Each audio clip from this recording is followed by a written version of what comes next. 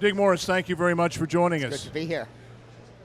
Of all the people who know Hillary Clinton, you probably could claim to know her, be among those who know her the best. Well, there are plenty of people who know her as well as I do, but they're still on her payroll.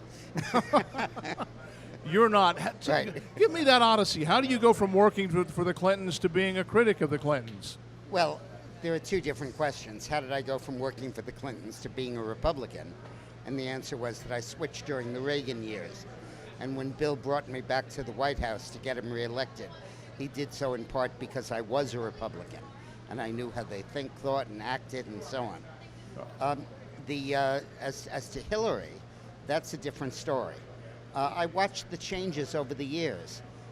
Have you ever had a friend who you knew when they were 30, and then when they got into their 60s and 70s, you could see how the bad traits had taken over?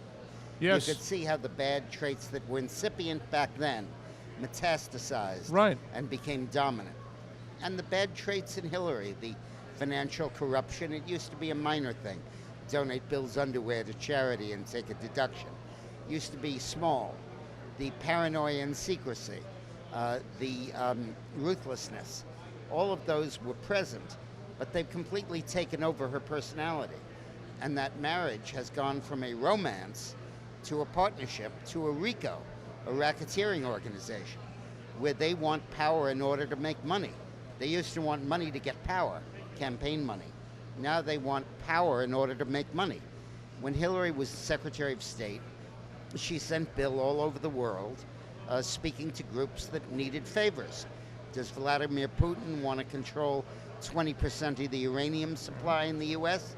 Well, he invites Bill to give a speech, pays $1 million, goes right into Hillary's personal bank account, and 4 months later, Hillary approves the deal. She had to keep that secret in her emails. She couldn't let the fingerprint show, which is why the emails were secret.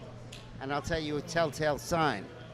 In that 4-month period when the Russian deal was pending, there were 44 mentions in the State Department cables about the deal, but not a whisper of it in any of the emails she released. Obviously, those were all deleted. And she would rather have emails that the American people won't find out about than that the Chinese and the Russians won't find out about.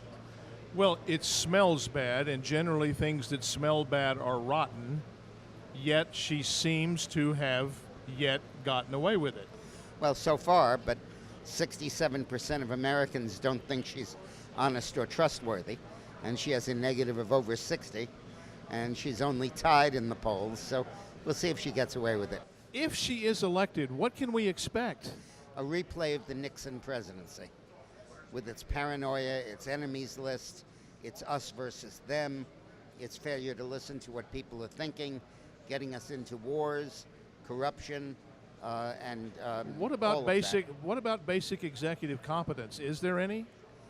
No, not much. A competent executive would have known what was going on in Benghazi.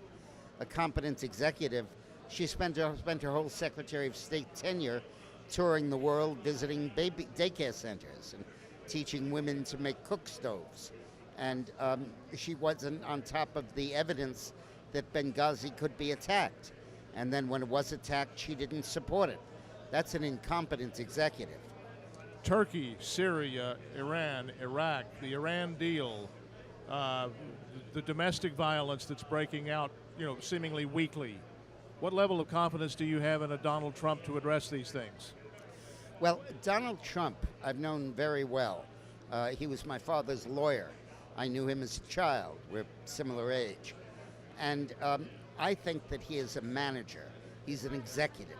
He's a developer, a builder. He gets things done. And I don't think he's particularly finicky about whether it's right or left, liberal or conservative.